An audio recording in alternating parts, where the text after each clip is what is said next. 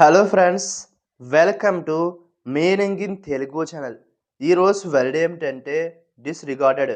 దీన్ని తెలుగులో పట్టించుకోలేదు అని అంటారు. దీన్ని వెర్బ్‌కి ఇచ్చేసేటప్పుడు ఈ డెఫినేషన్ ఉపయోగిస్తాం. Pay no attention to, ignore అంటే తెలుగులో శ్రద్ధ వహించవద్దు, పట్టించుకోకుండా.